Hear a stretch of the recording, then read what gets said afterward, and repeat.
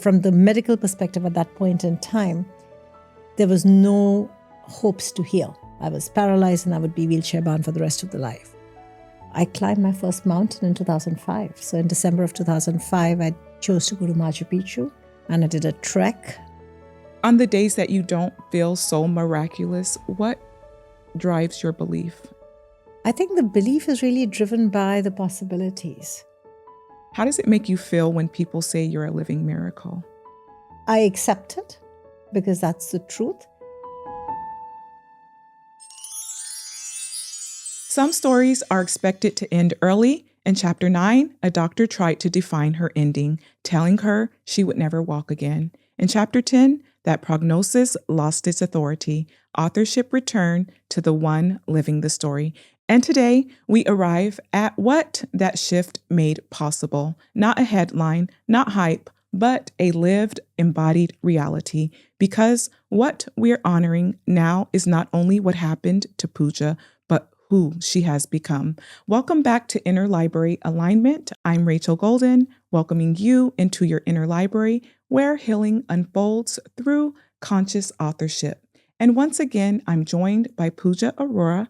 She is a holistic therapist and the co-founder of Redefined Wellness, and someone who has deeply shaped my healing and learning journey as my therapist, teacher, mentor, and personal inspiration. In the final chapter of our 3-part series, we are focusing today on integration, what it looks like to live in coherence of mind, body, spirit. This is where healing becomes embodied, where authorship becomes lived, where restoration reveals its depth, mind, body, and spirit alignment. Pooja, we've talked about the fall. We've discussed the shift in authority. Now I want to talk to you about the life that followed, the story you choose to embody today.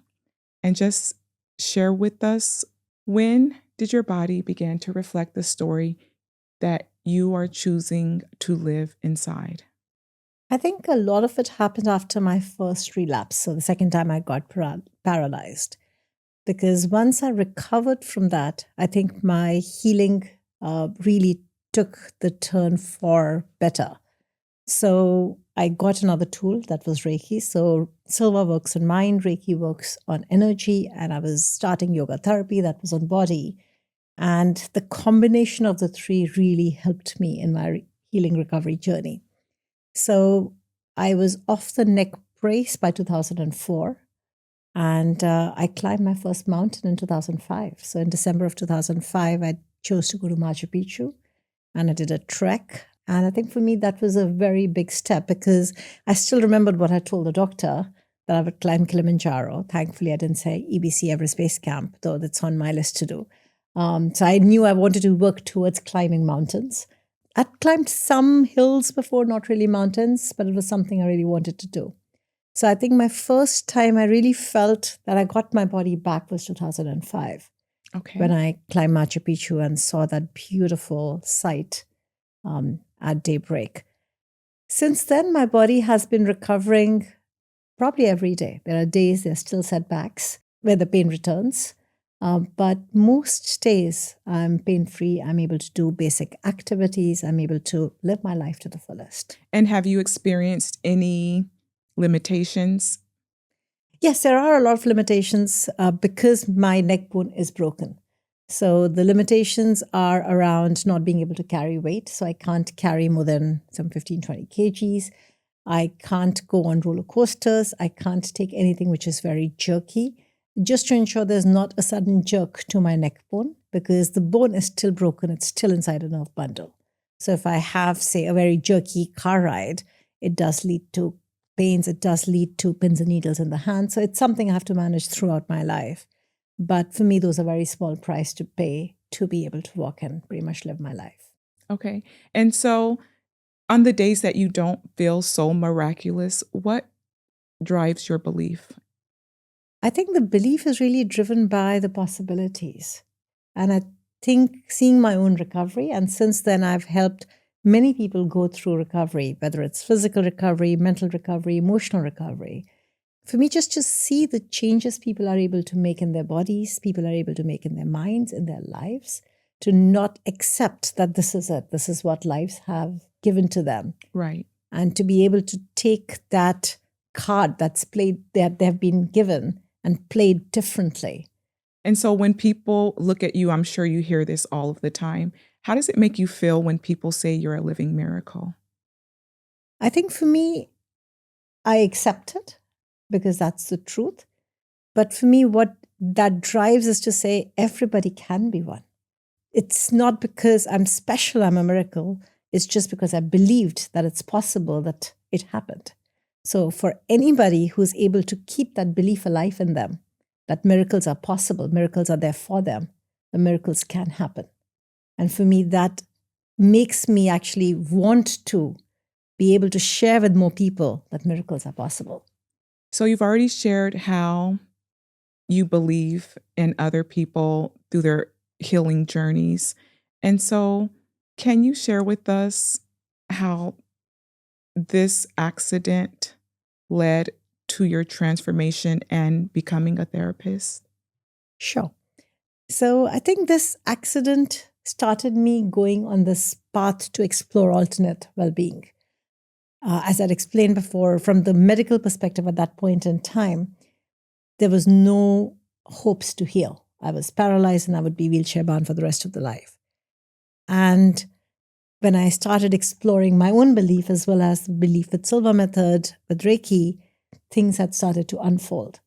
In parallel, I was following a very traditional path. So I was doing my engineering, I was doing my MBA, and then I joined the corporate world.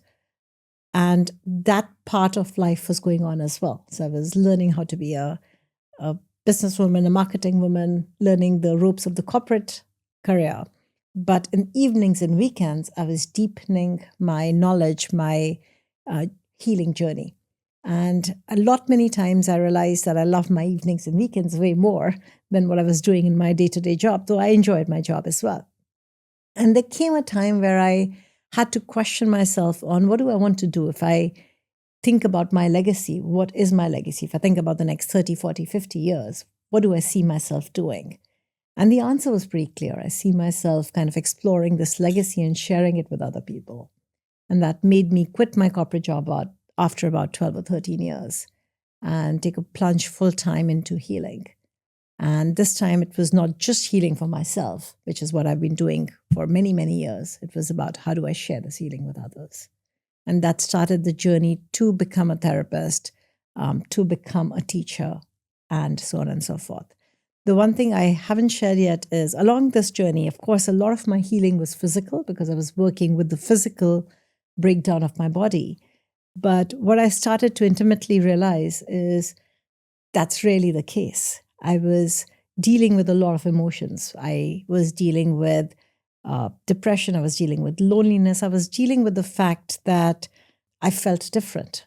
For example, when I was healing and the doctor started saying I would walk again, they told me at that point in time I could never become a mother because my spine would not take the weight of being a parent or being a mother or pregnancy. And for me, that made me feel less than what other women can offer, for example.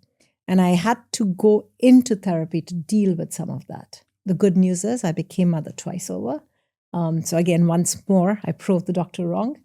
But there was a lot of emotional overwhelm, a lot of emotional belief systems that were coming into play as well, which then therapy as a client helped me undo. So when I started my journey along with Silva Method and Reiki, I embraced therapy as a way to help heal others as well. Yeah, I know personally for me, I can attest to how you have supported not just myself, but others as well along my healing journey. And it's actually, I don't think you realize that you're very inspirational. Just having you, knowing you, having you as like a therapist, a mentor, and a teacher. And whenever I'm dealing with something and I feel stuck, or I start feeling sorry for myself, or I start going into victim mode, I immediately think of you and remind myself what is possible and that anything is literally possible if we put our mind to it. And it's just all about going within and healing whatever needs to be healed. And yeah, I would say totally. You are definitely my inspiration. And it has been such an honor for you to share your story with not just myself, but with the world on a deeper level, because sometimes people just need a word and that can inspire them. I know that's what continues to inspire me. So thank you for sharing that. Is there anything else that you wanted to share? No, thank you, Rachel. I really appreciate your kind words. And I'm glad I was able to be a part of your journey as well. So I Thank really you appreciate so that. much. Thank you, Pooja. So, as you see, a living miracle isn't a perfect body. It isn't a life without limits, pain, or uncertainty. A living miracle is someone who chooses to live fully embodied, where mind, body, and spirit are aligned. If you've listened to Pooja's journey from the fall to the shift to embodied authorship, then you've seen this truth unfold. The story you're given is not the story you have to carry. Authorship begins the moment you decide what remains on your shelf. If Pooja's story moved you, let it move you forward. Subscribe, continue the journey with us, and keep revising your inner library. One book, one chapter, one page, one line, and one golden truth at a time.